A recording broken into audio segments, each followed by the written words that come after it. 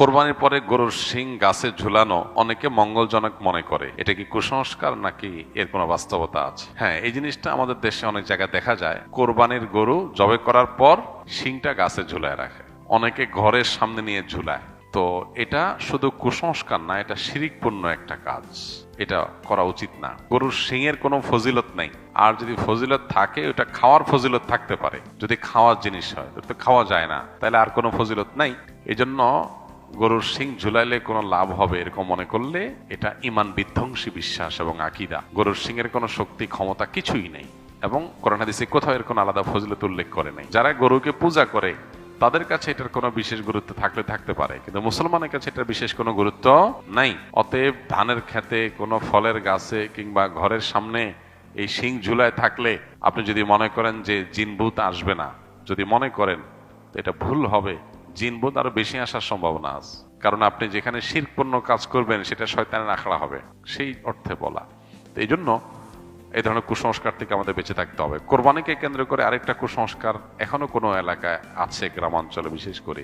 কোরবানির পশুর যে প্রবাহমান রক্ত, ওইটা অনেকে বাটিতে নেয়, একদম গরম গরম রক্ত বাচ্চাদেরকে খাওয়ায়, মনে করে যেটা খাওয়াই দিলে রোগ ভালাই হয়ে যাবে, বিপদ আপদ আর আসবে না। একে তো জিনিসটা নোংরা, এটা মানুষের স্বাস্থ্যের জন্য ভয়ঙ্কর ক্ষতিকর। উপকার তো হবেই না, আরো 12টা বাজবে। আমি নিজেও আমার ছোটবেলাতে দেখেছি এরকম অনেকে রক্ত নিয়ে যায়।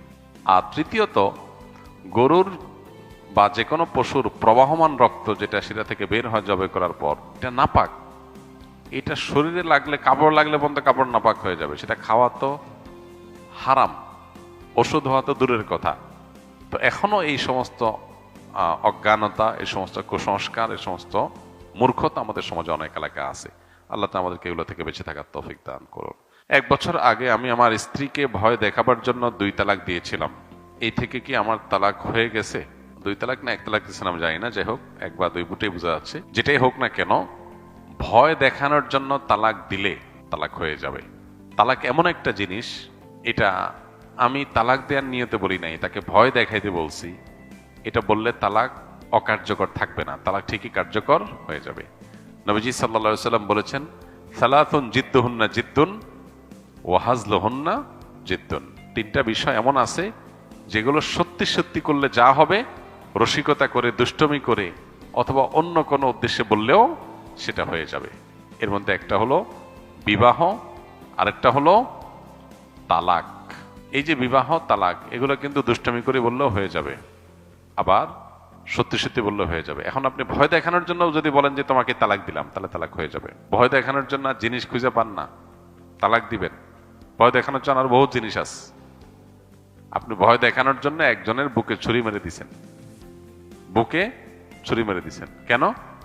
ভয় দেখানোর জন্য। কি বলেন, লোকটা মরে যাবে না বেঁচে থাকবে?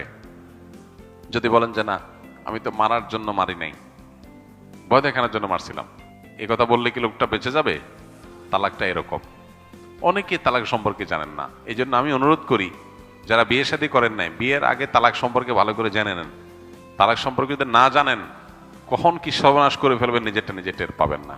এবার আমাদের সতর্ক থাকতে হবে। আল্লাহ আমাদের বোঝার তৌফিক দান করুন।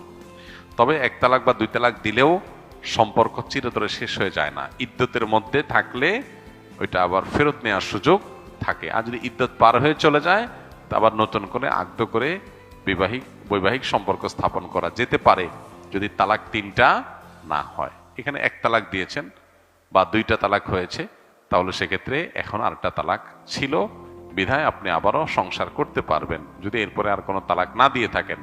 আর যদি ডেইলি আপনি ভয় দেখানোর জন্য তালাক দেন, তাহলে তো বহুত আগে শেষ হয়ে গেছে সম্পর্ক।